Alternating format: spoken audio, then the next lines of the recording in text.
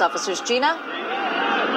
What are you hearing? We were trying to talk to one of the officers, but they're not allowed to talk to us right now. They're just standing ground. We're talking to, what's your name, sir? Tony Velloza. Tony, you've been here since Occupy LA started? Yes. What do you make of this? I mean, you've got a lot of officers here. What I see right here is an infringement on First Amendment rights. And furthermore, I believe it's insulting for me as a veteran to go overseas advocating, free speech, all these wonderful freedoms that we enforce on other cultures twice as old as ours, only to come back and to see it overran by corporate interests. I see, like I said before, I got cartel members, I got human traffickers that live in my neighborhood, yet they send the police to come out here and stomp down on First Amendment rights and individuals protesting. There's obviously something wrong, otherwise millions of people wouldn't show up to various cities around the world in such short time. So what are you willing to do? They're asking you to leave. They're asking you to leave peacefully. They don't want to cause any problem. They want this to end peacefully. In my mind, honestly, a camping ordinance does not supersede the Constitution under any circumstance. So I believe I'm willing to stay here and occupy peacefully, but like I said,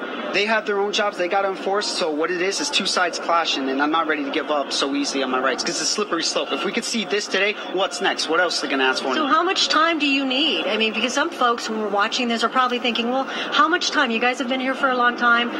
Define long time. Long time is 2 months, you know what I'm saying? Any major social change did not occur in 2 months. Like I said, so, you got the civil rights, you got the gay rights, you got Magna Carta. That stuff didn't happen overnight. The fact we have millions of people in 2 months, no movement has ever matched that type of momentum. So for the naysayers to say, oh, what do you guys stand for? Why don't you come on down? Where we're at. Come talk to us. Do your research. Go serve in war. When I was over there, I sent to guard more oil fields than people. That says something. And now these same companies that I defended, they're here infringing my right to pursue happiness at home. It's not right. I feel that's wrong. They overstepped their bounds. What is it that you want? What do you stand for? I stand for many things. Honestly, I could go on and on, but I'll limit down to two things. One, and the Federal Reserve, because half of our monetary problems and social problems stem from private bankers printing money without any limit. And two, veterans' rights, because it's an old fact that one out of every four homeless person in America is a veteran. I say that's wrong. These are the same people that we use to defend our country for better or worse, and then yet they come back and they're homeless. So those are the two biggest things I stand for. But you're going to find a multitude of causes why people are here.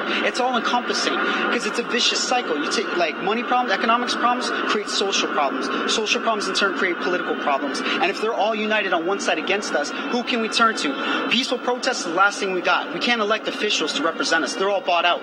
Now, you do realize there are many people who aren't agreeing with you and are upset because look at all these officers and it's costing taxpayers millions of dollars. First off, these officers, they're just muscle. They're not told to think. Same thing they told us in the military. We were over there. Most of us don't agree with the war, but we didn't have a place to choose.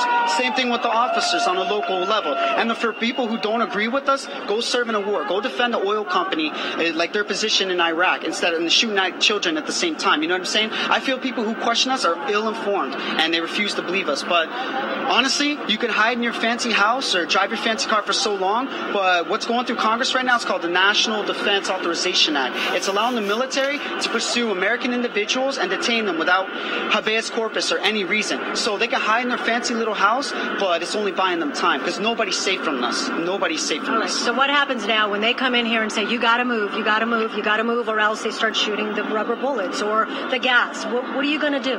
Constitution means more to me than a personal record. I'm willing to spend 3 or 4 nights for standing for what I believe in. It's a small price to pay because if we don't take a stand, then our grandchildren will be enslaved by debt, by wars for profit, by political pandering. They have no say. This is the last avenue of expression that we have. We can't vote people in. We are the change we've been waiting for since 2008. When are we going to wait for change? When? So I feel this is a small price to pay for. And half these cops, they don't want to be here. A lot of my friends are cops from the military. They're like, man, we believe in you guys. We totally support you guys, I got friends in local politics, I myself, I'm not a bum. I'm becoming an aerospace engineer, college paid for by scholarship GI Bill. So it tells you we got people of all types backing up this movement.